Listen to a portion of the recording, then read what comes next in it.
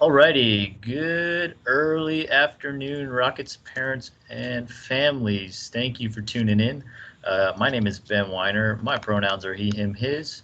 I coordinate the Office of Student Advocacy and Support. You may have seen my face before on these lovely Lunch and Learns. I believe this is the third or fourth Lunch and Learn of the fall. Lunch and Learns are programming built for the Parent and Family Association, and what we do here is we bring on different campus partners, different community partners, to connect you more to the University of Toledo, to better give you an idea of the folks that work with your students daily and help you better understand their role and how they support your students daily. So today we got the folks from the Title IX office. I'm going to pass the torch over to them. This is recorded, so if you were unable to see this live, you are now watching this recorded, and I hope you enjoy. If you do have questions after the presentation, I am happy to follow up with you and give you the Title IX office's contact info. So without further ado, I'm going to turn it over to Title IX. Well, hello. It is so nice to be here today. Thank you, Ben, for inviting us. The Title IX office always loves any opportunity to get in front of the students and parents and, again, share more about our office and ways that we can partner across campus, but also the resources that we have. My name is Vicki Kalicki. I am the Director of Title IX and the Title IX Coordinator here at the University of Toledo.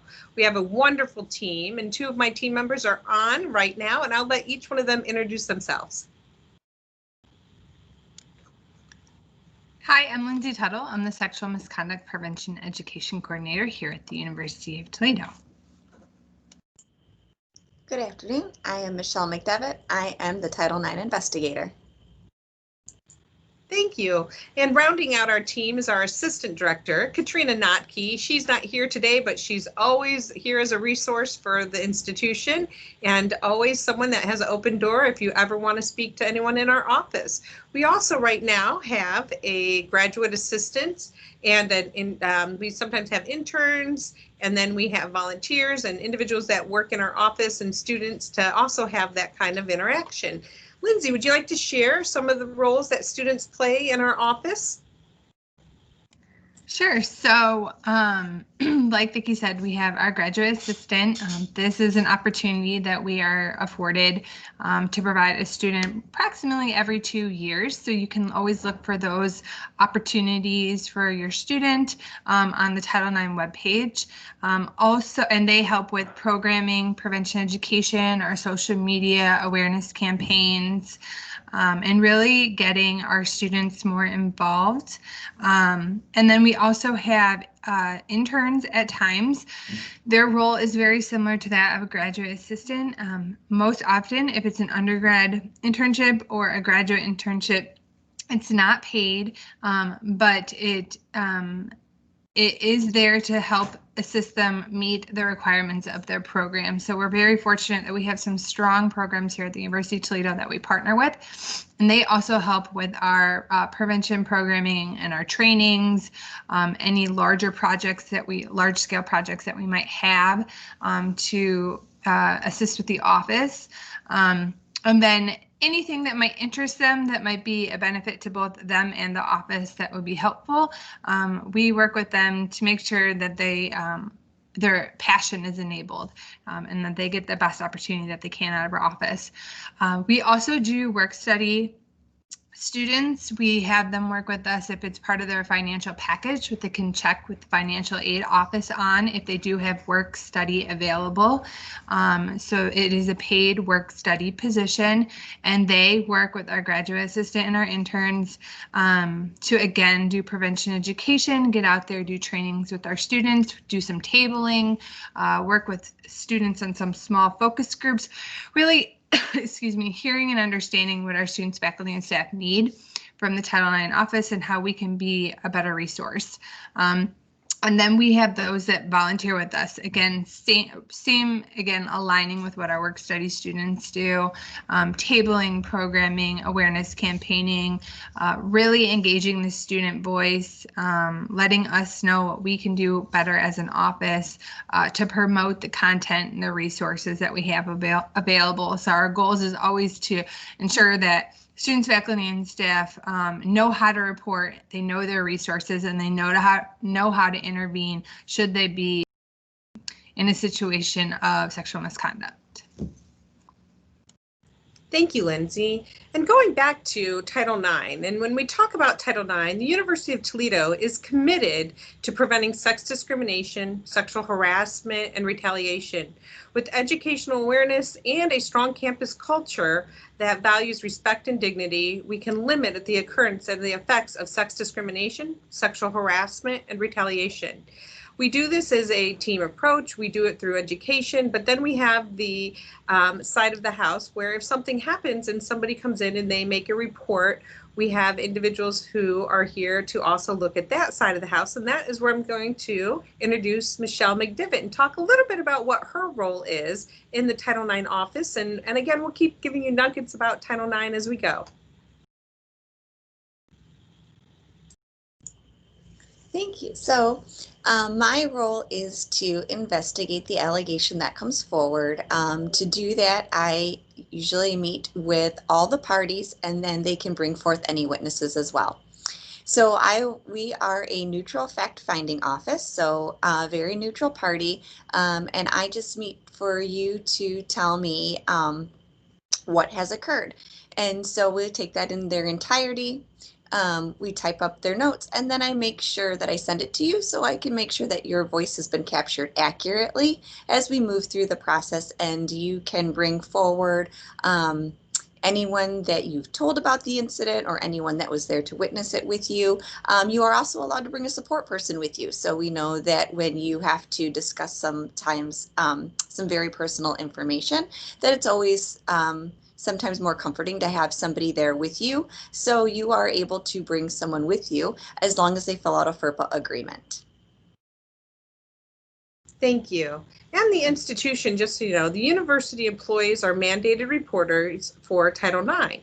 So when we talk a little bit about Title IX, its protection, right, is for the full campus community. It also involves faculty and staff and the students where the protections lie. And we have a lot of campus partners that we work with all around campus.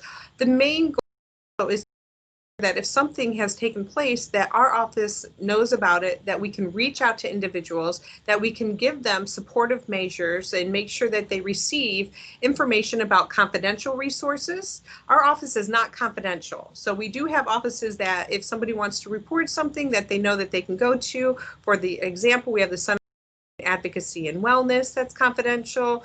We have the Counseling Center that is confidential, along with a brochure that we have that lists all of them for all of the students, faculty, and staff. And then we have non-confidential resources and partners, and Ben is one of them. He is one of the areas, and his area is one that we work with jointly to make sure that people know that they can go and report things and that the information will get correctly to the areas that they need to make sure that we're giving the support that we need, that we're doing the supportive measures.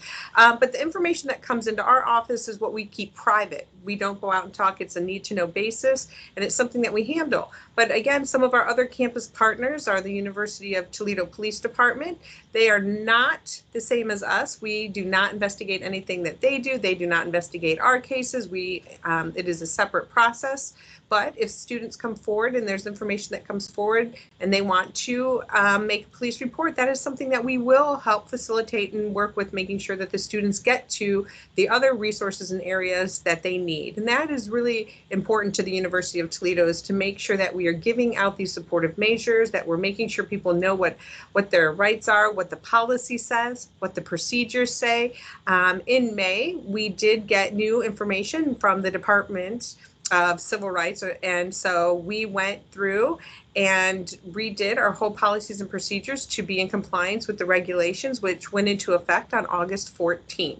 So our new policy and procedures is something that we always really want individuals to take a look at, that we share, that we make sure is readily available on our website, which I'll let Lindsay talk about here in a minute. I want to let her share all the information that can be found on our website. Lindsay?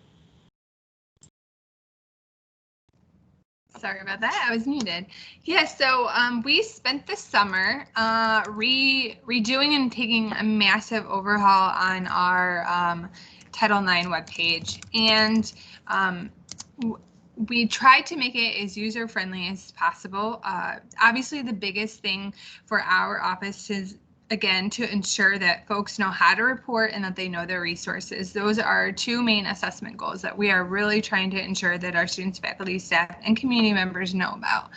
So we made sure that from start to finish, when we did this website, that there were plenty of opportunities on the main page, specifically making it as mobile friendly as possible, that there are ways to report. So within the first scroll, you'll see there's approximately 5 different ways that you can click on our website to ensure that you know how to report an incident of sexual misconduct, and for us to be able to provide those interim measures that your student may need.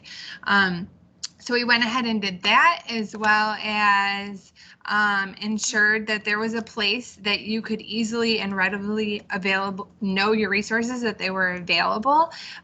We ensured that front and center, because the policy and procedures were having a major overhaul in May and went into effect, like Vicki said, in August, that they were front and center, that folks knew that we were being very transparent as an office, and that we had those up there readily available. As well as, it's very important that folks know that Vicki is our director, but also the Title IX coordinator, and her contact information is one of the first things you'll see when you click on that web page. So if you have any questions or concerns, there's multiple different ways to get in contact with her via email, phone, or walking into the office. Which brings me to just a quick point that I know that we have COVID-19 going on right now, but just know that our office is always open between the hours of 8:15 and 5. We do have a team that is staffed there, so should someone need to come in, we can work to make those arrangements feasible. Also on the web page, again, policies, procedures, knowing how to report the concern, seeking help. Maybe it's something where someone wants to pull content and information for a friend. That information is on there. All on and off campus resources are on there. The printable resource guide that Vicki discussed about confidential and not confidential resources is housed on our main page as well. Click on there, you can print that off. As well as, should someone want to be more involved in terms of when I was talking about interns and work study students, you can find information on how to get involved there, as well as all of our workshops, events, and our trainings are located on that front page. And most importantly, we want to ensure that we as an office are trained the best that we can be to ensure that we meet the needs of our students, faculty, and staff. And you can go on there and click to see all the trainings that in some capacity our staff has had to take to ensure that we provide the best care for your student. So that is on our, again, on our main page, and you can visit that at utoledo.edu / title-ix.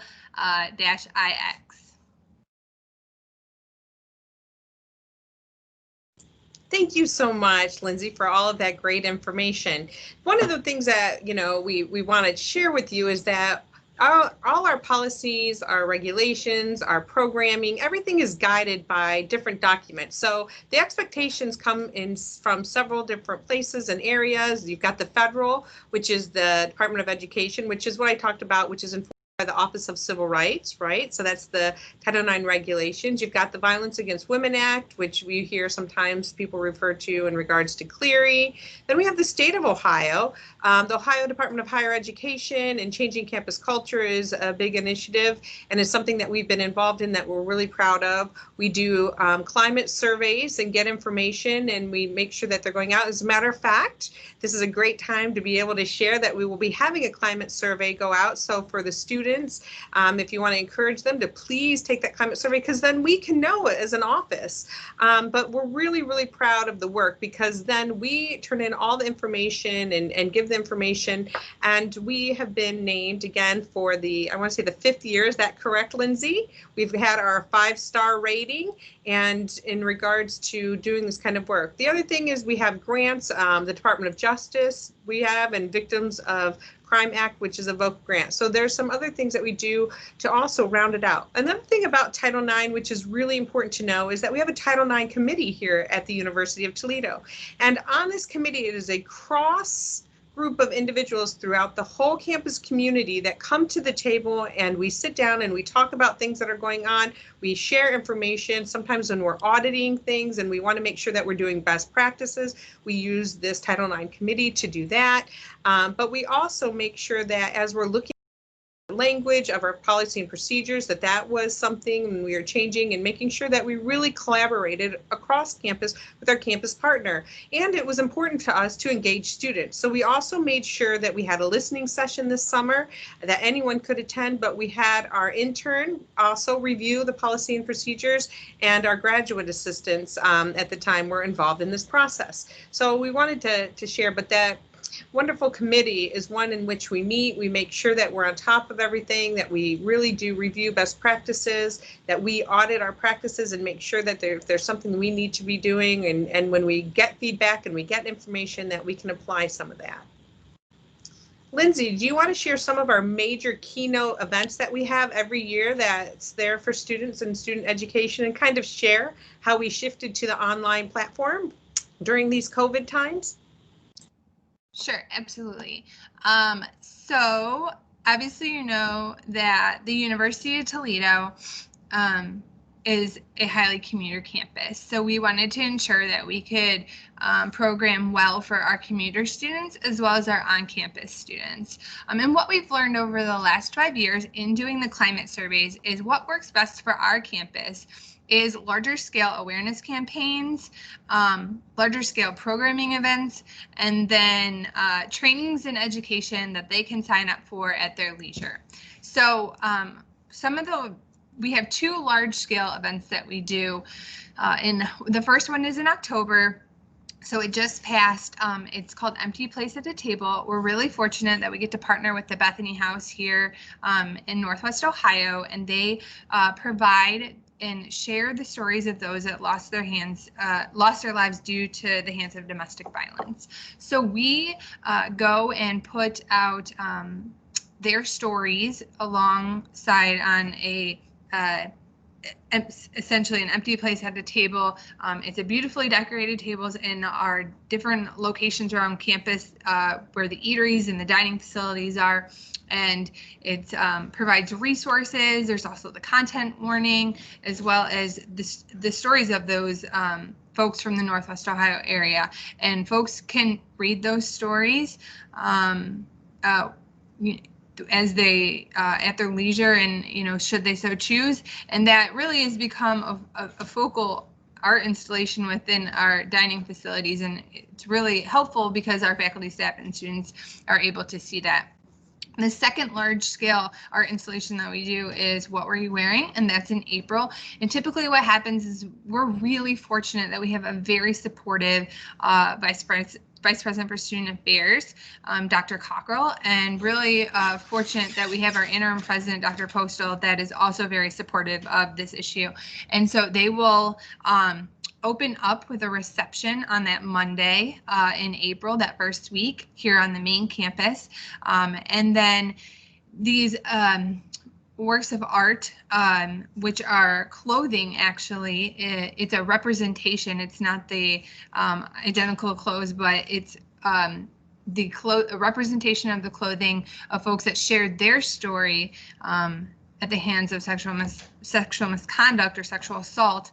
And it's a story of what happened to them, and they're able to share that, as well as a replication of the outfit. And it hangs on these art boards that we are blessed to partner with the Carlson Library on.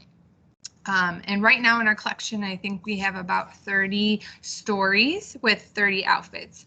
And so that's every April on main campus, as well as we just started working with Mulford Library on the Health Science campus to put up this art installation. So those are our 2 big art installations for the year. And then every month on InvoNet, which your student will probably be aware of, they can sign up for our bystander intervention consent culture trainings that it's about anywhere between 60 and 90 minutes, depending on how interactive the students are, to provide more content information on bystander and consent awareness. And then, like I was mentioning, because we are a heavily commuter campus, but also want to engage our residential population, some other events that we do, what's going on right now in the month of November is cuppa prevention. So we work with Ben's office, actually, in the food pantry, as well as the bistro over on Health Science campus, and then also Chartwell's, or Rocket Dining that they like to be called, to promote our content information on stickers on various coffee or takeaway bags or food pantry items, so that folks are able to see. They just click on the QR code and it takes them to our website, so they have the information there. We work with students to have healthy relationships in February, where they make banners for us promoting healthy relationships. We do monthly sign campaigns in Centennial Mall, providing all information on resources, confidential and not confidential. We do a red flag campaign also in April. And then we also do posters and signs all around campus. It's our Blue and Gold Awareness campaign, as well as door hangers, screens, video. And our biggest, the one that people recognize the most based on our climate survey that our students have told us, is the posters that are in the bathrooms with content and awareness and resources on how to seek assistance should they need it. And we were really fortunate, like Vicki said, when COVID hit and we transitioned to a virtual platform, that we were really, our office really was in the forefront of being able to do all that. We were ahead of the game, because we already do so many awareness campaigns and programming campaigns and trainings. It easily transitioned to the virtual platform. So we will still continue doing these programming and awareness campaigns, even if they are held online. Thank you so much, Lindsay.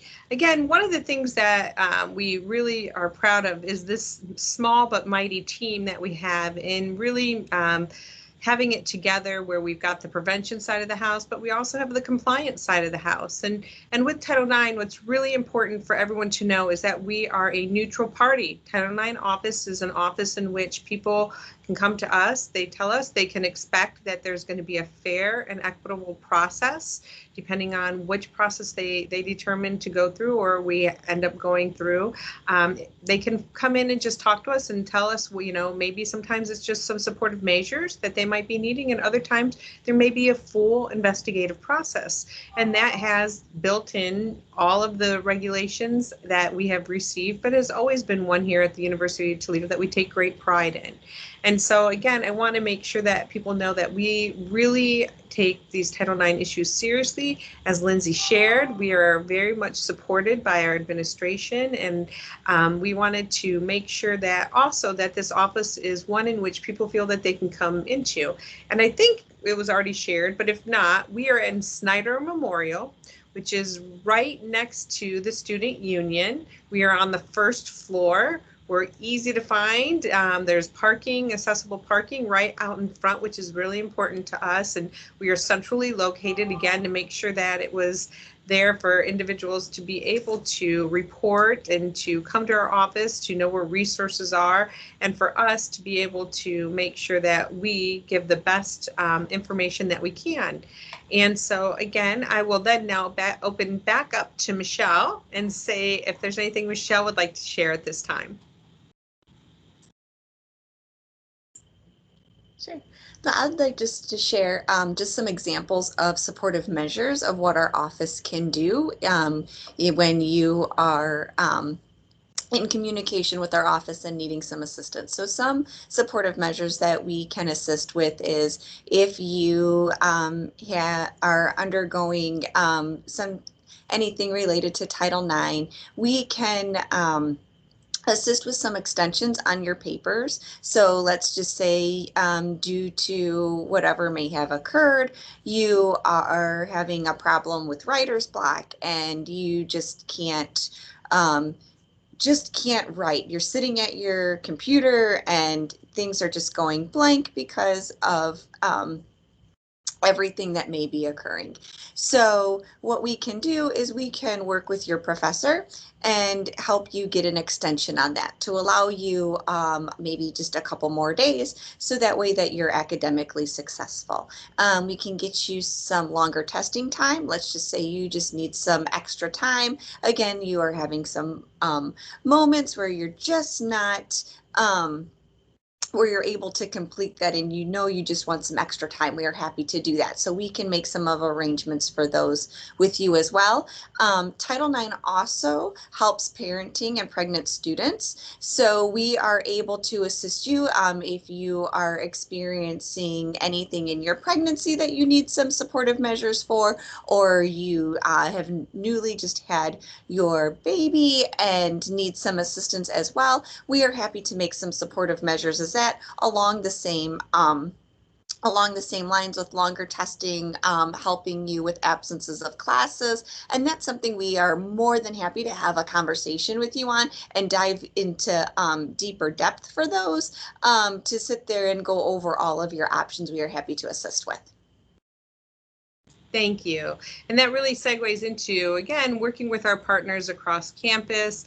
Title IX is very different than disability services, and they have very specific things that they would be supporting individuals for, and then what our office would be supporting under Title IX. And sometimes, people need to have conversations and engage in that interactive process to determine which is the best area that should be handling those things. And that's another thing that we really appreciate as being a resource is if there is something that is not Title IX, or maybe something that is going on, that we have wonderful partners all the way around campus that we can work with to make sure that the students and individuals are getting the services that they may need. So that is something else that we do.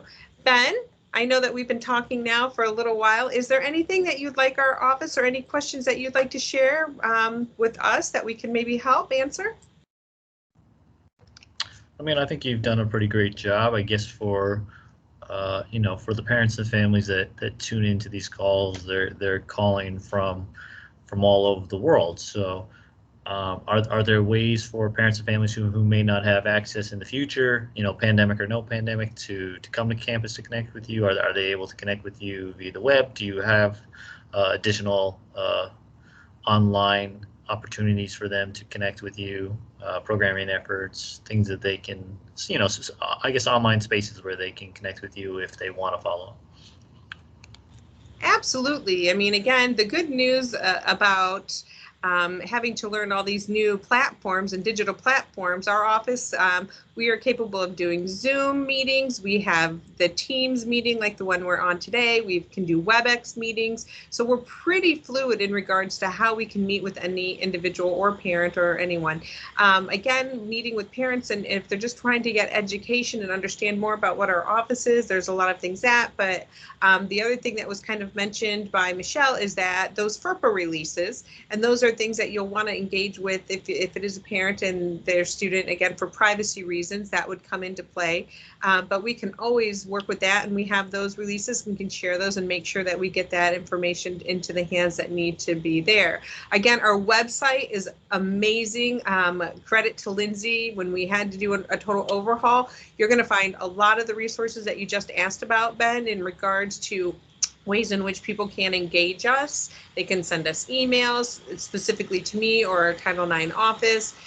We also have a video kind of blogging thing that's going on right now that Lindsay's working. And what we did learn is we met with our students and they told us how they wanted to learn information, and it was very quick and fast. And so what we're in the process of doing is building this library, and this actually will go into our library also, which is a way that people can go in, and if they're looking for a specific topic or if they're wanting to learn something new, they can go into the library and they'll have that kind of piece to go to. And then if there's a request specifically that we see that people are interested in learning about, we can work with that. We work hand in hand. We are very lucky with our international students. We're in the same building, so we're on the same floor. And so we have wonderful conversations with the director and the team over there. And Sarah Clark is quite frankly an amazing partner also, who has made sure that we are doing that.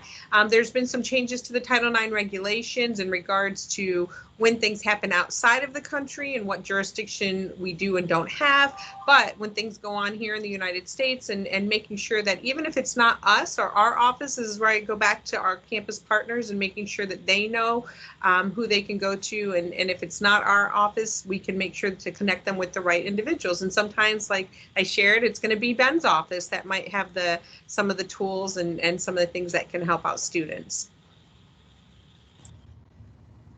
Great, thank you. Are there any other final thoughts or things that you would like parents and family to know about Title IX, or about you as individuals that work with their students? Any encouraging words if they had a student that wanted to learn a bit more about your office, or needed your support, if you were that parent, what would you say to that parent or to that student? So in this case, what would you say as a quote unquote parent to the parents to communicate to their students? Yeah, and I can share, I've got a second year and a third year in college, and again, Title IX and information about it you see in the media, and you might see other places. What I really encourage people to do is to reach out to our office. We are full of information. We will always want to make sure that we can give you all of the tools that you need to feel comfortable in regards to Title IX. But the thing as a parent is, when you hear Title IX, it can be very, very scary. And our job is to make sure that people are not afraid of what that process looks like, what the procedures are, that we are part of making sure that you understand how it is and what goes into the Title IX process, and being very transparent. And that's really important to us in regards to making sure people understand how that looks and not feeling like they're going to be surprised at some level. The other thing too is our office is always looking for ambassadors, and Lindsay can talk a little bit about that. We think that peer education is incredibly crucial when it comes to the student side of the house, and if students are struggling and maybe this is something that they're passionate about in regards to the education side of the house, Lindsay has a really great team of students that we work with now, and she is mentoring. And then I'll also let Lindsay and both Michelle give their last bits, but I think engagement, never be afraid to reach out to our office, and making sure that we're here for you.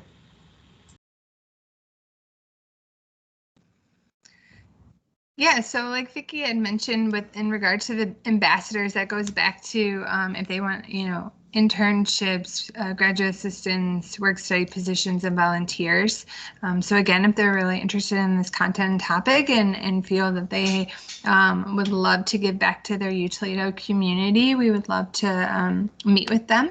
And I just, from my view and perspective, I really enjoy our team, and I think we really pride ourselves on wanting to take very good care of our students here at the institution. I think we do a really great job of being trauma informed and making sure that people are taken care of through this process to the best of our abilities, and really keeping them informed along the way. That's from the investigation side of it. From the education perspective, again, I think we do a really good job of wanting to hear the students' voice and ensuring that they're heard, and that we get the content and material out to them the best way that we can, which is why we do our climate surveys. It's why we do our pre and post evaluations on all of our trainings. It's why we do post interaction surveys when they meet with the investigator of how can we do better as a team to ensure they have the best experience that they can. We do that, we meet with students, our ambassadors meet with students, we do focus groups. We did an entire core assessment on our process. We meet as a Title IX committee. We meet as a community coordinated response team to ensure that we are always evolving and growing and learning to know how to be the best staff members that we can be for your students. So thoughts will be that I know a lot of our information can be overwhelming, especially if you are not familiar with Title IX. So our website is a great resource, but never feel like you are burdening or you've already asked one question, you don't want to ask it again. Please feel free to come back to us multiple times. It is not a problem to repeat ourselves. And absorbing the information may take some time. So we have no problem going over things over and over again to help you understand it to the best of your ability. Title IX is complex. We know it, so we never feel bad about anybody calling us. We want to make sure that people feel really comfortable with the information that we're sharing and that they walk away feeling like they've been heard through our process. Awesome. Well, thank you so much for joining us. If you do have questions, feel free to contact myself and or the Title IX office. I'd be happy to connect you to them if you'd like to continue the conversation about Title IX. This is our last Parent and Family Association Lunch and Learn for the fall semester. We will have a spring lineup, so be sure to stay tuned. Maybe Title IX will be joining us again this year. If not, you will see them again at some point down the road. If you have any questions, you feel free to contact me. You can find all our information on the UToledo website, or if you just want to follow us on social media and talk with us there, it's just UToledo SAS.